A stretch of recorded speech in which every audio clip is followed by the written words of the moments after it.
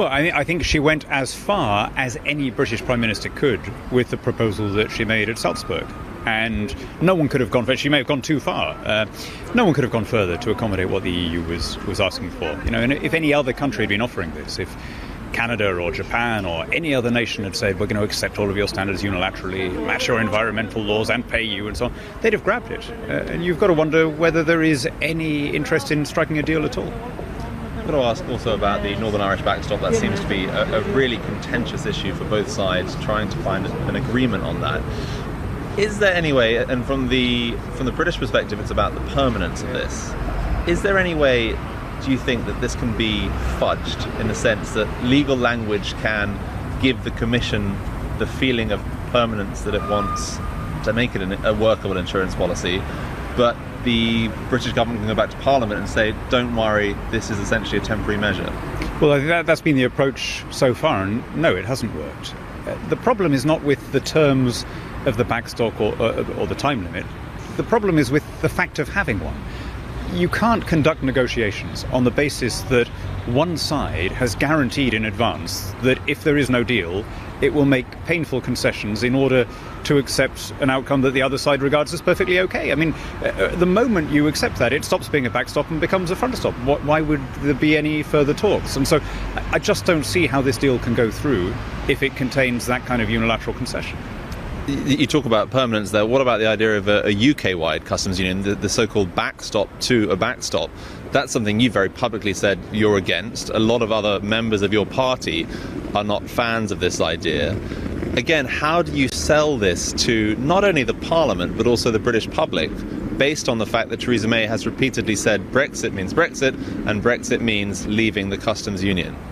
Yeah, I mean, staying in the customs union wouldn't just mean no Brexit. It would be something much worse than that. It would be something much worse than either staying or leaving. Because if you're in the customs union, basically you're in the EU's trade and tariff regime. What that means is you're giving Brussels 100% control of your trade policy with 0% input. You're saying that the UK home market, the fifth biggest in the world, would be offered to EU trade negotiators as a sort of bauble to dangle in their talks with Japanese or American or whoever else, wholly for the benefit of the 27, with no benefits to the UK. Now, whether you voted Remain or Leave, that is surely the worst of all worlds, and it is extraordinary that we're even contemplating this. So how does the British government maintain leverage in the current negotiations, in your view, and how do they maintain leverage going into trade negotiations after March 29th? I think we need to drop our sunk costs stubbornness. I think we need to reset and do something different. One option would be to just offer a comprehensive free trade agreement and offer the technical solutions that will allow a border in Ireland to be invisible.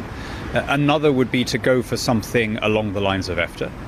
Another, if the EU really doesn't want to play ball, would be simply to say, well, OK, let's put trade to one side for the moment and let's talk about just doing those minimal things that all neighbouring countries do, getting those deals that you get even with an unfriendly country like Russia on, aviation, police cooperation and so on. But pushing ahead with this idea that could leave us in a customs union while non-members, that really would be the worst conceivable outcome. And there's no chance of it getting through Parliament, and rightly so. I mean, it would be better, any other option would be better than this. Norway, Canada, Switzerland, risking a second referendum, no deal, they would all be better than unilateral membership of a customs union. One final question for you. You mentioned there getting this through Parliament. That's, of course, back in Westminster. I don't want to add complexity to what is already a hideously difficult subject, but is there a chance, is there any word you get from your fellow MEPs that the Parliament here in Brussels will have issues with any of the deals that might be negotiated? They will have issues and they'll beat their chests and then they'll do as they're told by their national leaders. They have always done so without exception all the time that I've been here, which is 19 years.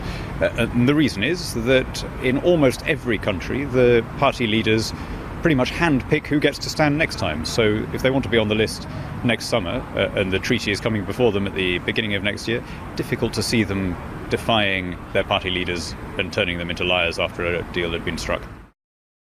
Hey everybody, it's Hadley Gamble from our new CNBC Middle East Bureau in Abu Dhabi. Thanks for stopping by. Now to watch more, you can try one of the videos that just popped up on your screen. And don't forget to subscribe.